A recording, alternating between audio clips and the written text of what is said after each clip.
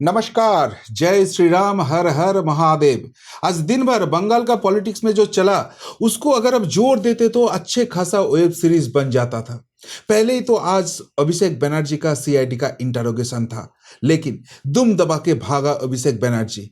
इसके मतलब अभिषेक बनर्जी का अरेस्ट होने का चांस और भी मजबूत हो गया। लेकिन वो कहां भागेगा।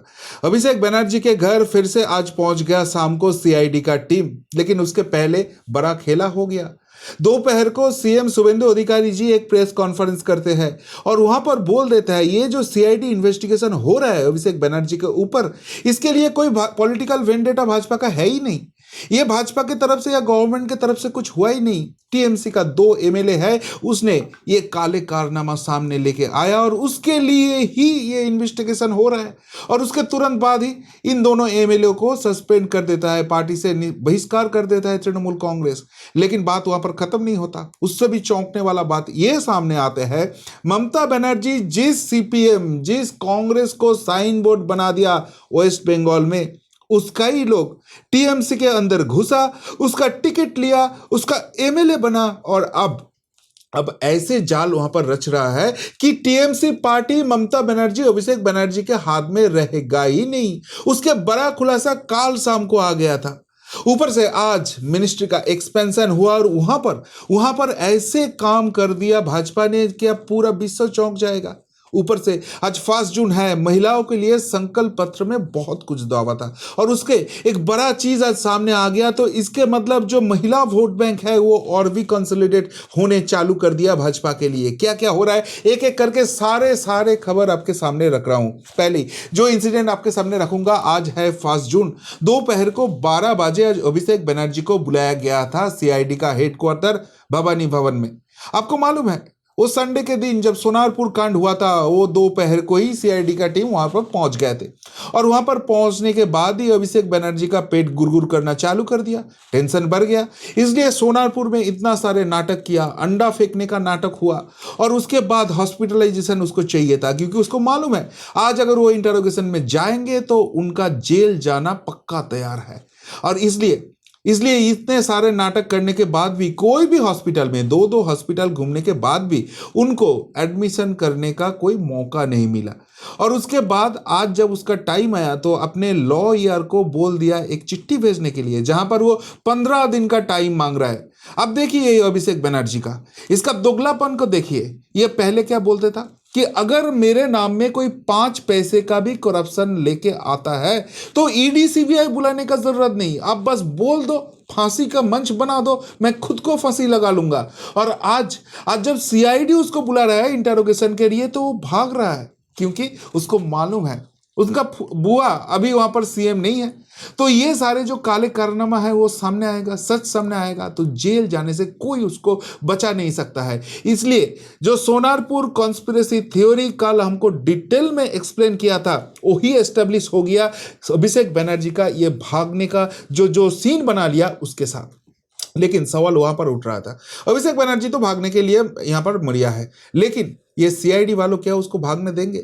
उसको जितना टाइट देना था वो टाइट देना हो गया, उनका हवा फुस हो गया, तो सीआईडी वालों की आप छोड़ देंगे? नहीं, ऐसे सीन नहीं हुआ। सीआईडी वालों का एक टीम आज शाम को पहुंच जाता है अभिषेक बनर्जी के घर में और उसको दूसरा नोटिस उसके हाथ में थमा देता है। लेकिन वहां पर भी बहुत सारे नाटक करने का कोशिश किया अभिषेक बनर्जी।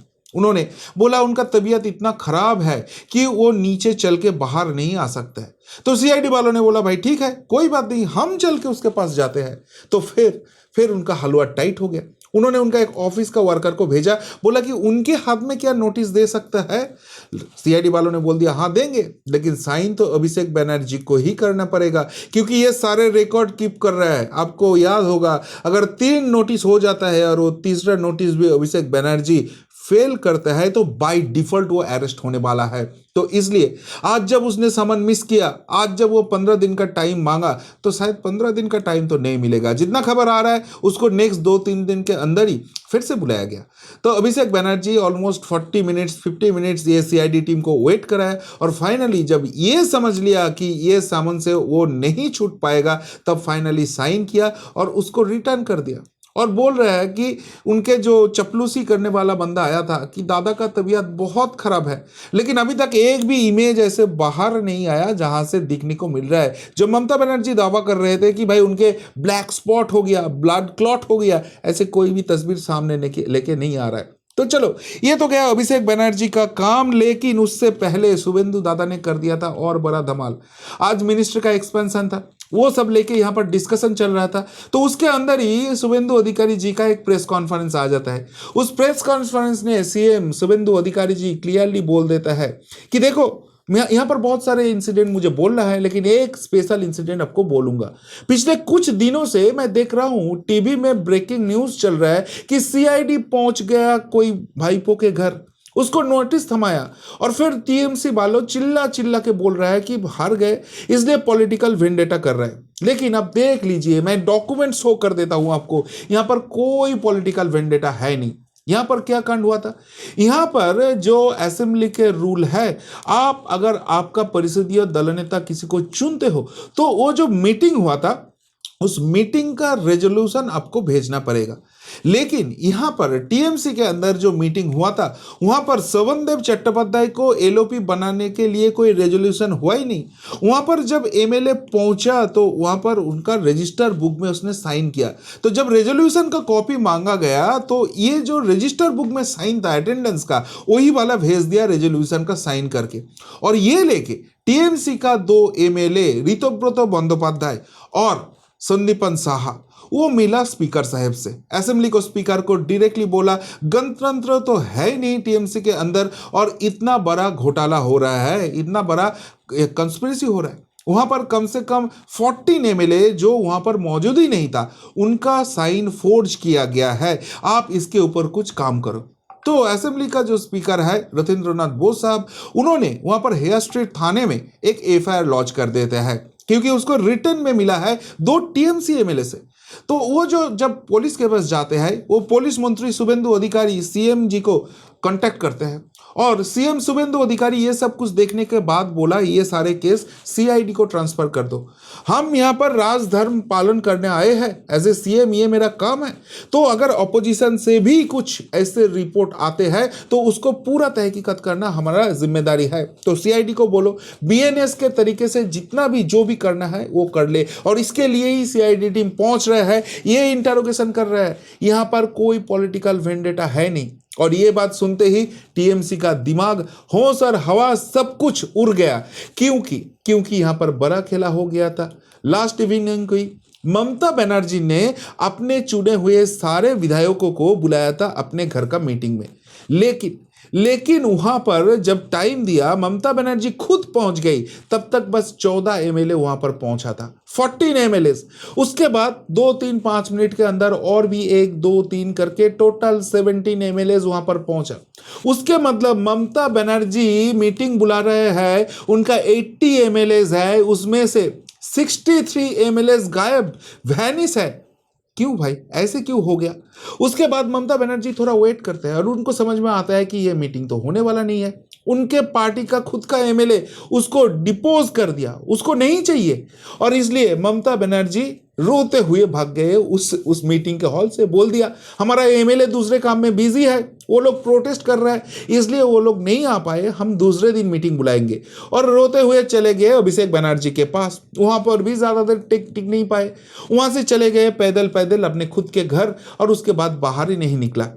तो यहां पर क्या साइन आ रहा है, क्यों सारे एमएलए नहीं आ रहे?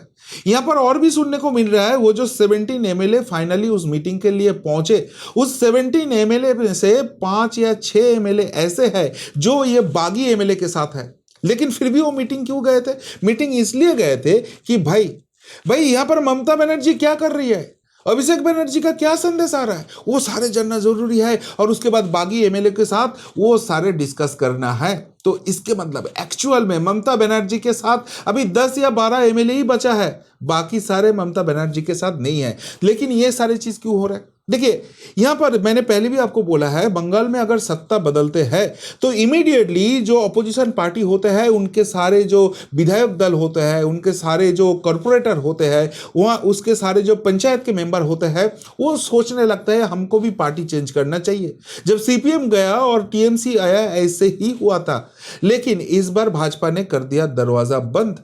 तो भाजपा को जाने के लिए कोई उसका चांस नहीं है। इन इन लोग सीपीएम में नहीं जा सकते हैं, सीपीएम इसको लेंगे नहीं। कांग्रेस एक ऑप्शन है, लेकिन कांग्रेस का ओवरऑल पावर कितना है? तो इसलिए ये लोग एक दूसरा रास्ता, दूसरा फॉर्मूला निकाल लिया कि 2/3 मेजोरिटी के साथ अगर एमएलए का टीम बाहर आ जाते हैं तो वहां पर टीएमसी उसको एक्सपेल नहीं कर सकते हैं। ऊपर से मेजोरिटी उनके हाथ में होगा, ममता बनर्जी के साथ इतने सारे एमएलए नहीं होंगे, तो तब ये लोग डिमांड कर लेंगे कि जो ये पार्टी है, इसका जो सिंबल है, इसका जो रजिस्ट्रेशन है, हम ही है असली तृणमूल कांग्रेस, हमारे हाथ में दे दो। तो ये प्लान के मुताबिक काम चल रहा है और उसके मुताबिक ही क्या ये ऋतव्रतो और संदीपन साहा ने ये सारे चीज कर दिया, जहां पर अभिषेक बनर्जी फंस गया। ये सारे चर्चा चल रहा है, लेकिन इससे भी बड़ा चर्चा ये है, कौन है ये ऋतव्रतो बनर्जी, कौन है ये संदीपन साहा? ऋतव्रतो बनर्जी पहले सीपीएम में हुआ करते थे, वहां पर एक सेक्स स्कैंडल में वो फंस जाते हैं और वहां पर जिस लड़की के साथ अन्याय हुआ था, उन्होंने जब रिपोर्ट किया, तब ममता बनर्जी उस महिलाओं को सुरक्षा देने के बदले में ये ऋतव्रतो बनर्जी को अपने पार्टी में शामिल कर दिया। उसके पहले ऋतव्रतो बनर्जी, ममता बनर्जी और तब का जो वित्त मंत्री है अमित मिश्रा जी, वो जब दिल्ली जाते हैं उसके ऊपर अटैक करते हैं। फिर भी इस ऋतव्रतो को पार्टी में शामिल किया जाता है, उसको राज्यसभा का एमपी बनाया दिया जाता है, उसका जो श्रमिक यूनियन है आईएनटीयूसी, उसका भी हेड बनाया दिया जाता है। और ये ऋतव्रतो बनर्जी बस वेट कर रहा था इस पल के लिए। अब सीपीएम को खत्म किया था ममता बनर्जी, और ममता बनर्जी अभिषेक बनर्जी को खत्म करने के लिए सबसे बड़ा स्टेप ये ऋतव्रतो बनर्जी उठाया। उसको साथ देने वाला संदीपन साहा, ये कौन है? इनके पिताजी स्वर्ण कमल साहा, ये कांग्रेस का लीडर हुआ करते थे, लेकिन जब देखा कांग्रेस का इस राज्य में कुछ बचा नहीं, उसने टीएमसी ज्वाइन कर लिया। अब इस टीएमसी ने जब सीपीएम और कांग्रेस को ऐसे साइन बोर्ड बना दिया, अब उसका ही रिवेंज चालू हो गया। ये टीएमसी के अंदर अभी जितना भी लोग हैं, इधर तो ये भाईपो का चपलूसी करने वाला है, और नहीं तो ये कांग्रेस या सीपीएम से आने वाला गुंडा जो टीएमसी का गुंडा बन गया था, वो सारे हैं। तो वो सारे लोग मिलके अभी स्वीट रिवेंज लेंगे ममता बनर्जी के अगेंस्ट, और इसलिए ये ऋतव्रतो और संदीपन ने इतना बड़ा गेम खेल दिया, इसलिए इतने सारे एमएलए ममता से डिस्टेंस बढ़ा ली। तो उसके मतलब ममता तो सत्ता से गए, अभिषेक बनर्जी तो जेल जाने वाले हैं, अभी पार्टी भी नहीं बचेंगे उसके हाथ में। जैसे हालत हुआ था उद्धव ठाकरे का, जैसे हालत हुआ था शरद पवार का, वही सेम हालत होने जा रहा है ममता अभिषेक का। उनका जो गुंडागर्दी का राज है वो तो खत्म हो गया, पार्टी भी खत्म हो जाएगा, टुकड़े टुकड़े होंगे तृणमूल कांग्रेस। यही सबसे बड़ा सवाल खड़ा हो रहा है। लेकिन जब एक साइड ऐसे तृणमूल कांग्रेस टुकड़े टुकड़े हो रहा है, उस साइड दूसरे साइड में बस डेवलपमेंट ही डेवलपमेंट दिख रहा है। यहां पर दो बड़े चीज हो गया। एक तो आज 5 जून है, ये शुभेंदु अधिकारी गवर्नमेंट ने बोल दिया था कि आज 5 जून है, और 5 जून से ही इन राज्यों के जितना भी महिलाओं है, माताओं है, बहनों है, सबने अगर कोई गवर्नमेंट बस में अवेल करता है, वो घर से कहीं जाने के लिए, हो सकता है वो घूमने जा रहा है, लेकिन उसको एक पैसा भी फेयर नहीं देना पड़ेगा। और हाँ, सच में ये कोई फेक बात नहीं है, ये सच में हो गया वेस्ट बंगाल में। अभी वेस्ट बंगाल में गवर्नमेंट बस में कोई भी माता हो, कोई भी बहन हो, अगर चढ़ते हैं तो उनको एक पैसा भी फेयर नहीं देना पड़ेगा। और सबसे इंपॉर्टेंट बात है, अब देख सकते हैं मिनिस्टर अग्निमित्र पाल, वो भी इस जो सुविधा है इसका मजा ले रहा है, इसका सुविधा ले रहा है। और सबसे बड़ी बात है, माताओं बहनों ने 2 हाथ भर के आशीर्वाद किया शुभेंदु अधिकारी की गवर्नमेंट को कि भाई एक अच्छे काम किया। हम लोग जो नारी सशक्तिकरण के बात करते हैं, सच में ये गवर्नमेंट करके दिखाया। ये तो बहुत ही बड़े बात हो गया। लेकिन उससे भी चौंकने वाला बात आ गया जब शुभेंदु अधिकारी ने अपना मिनिस्ट्री एक्सपेंशन किया। आपको याद है जिस दिन शुभेंदु अधिकारी एज ए सीएम ओथ लिया था, उसके साथ 5 मिनिस्टर और भी ओथ लिया था। लेकिन वेस्ट बंगाल असेंबली का जितना भी आयतन है, उसके हिसाब से 44 मिनिस्टर बन सकते हैं। तो आज और भी मिनिस्टर 35 मिनिस्टर यहां पर ओथ लिया। वहां पर एक साइड में जब जर्नलिस्ट है, दूसरे साइड में दिग्गज पीएचडी होल्डर है, तो बहुत सारे अच्छे बैलेंस्ड है। लेकिन 2 नाम लेके चर्चा हो रहा है। एक नाम तो है कलिता माझी। देख लीजिए इस माताओं को। ये कलिता माझी एक मेड सर्वेंट थी। जब इलेक्शन का टाइम आया तब उनको भाजपा का टिकट मिला। अब सोच लीजिए, एक दीदी जो अपना घर का गुजारा करते हैं दूसरे के घर के बर्तन धो के, उनको बीजेपी ने टिकट दे दिया और टिकट देने के बाद जनता के आशीर्वाद से दीदी बन गई एमएलए। लेकिन वहां पर ही काम खत्म नहीं होता। इस कलिता मांझी को, इस दीदी को राज्य मंत्रिसभा के शामिल किया जाता है। मतलब भाजपा यहां पर क्लियर मैसेज दे रहा है, Bhajpa party with a difference.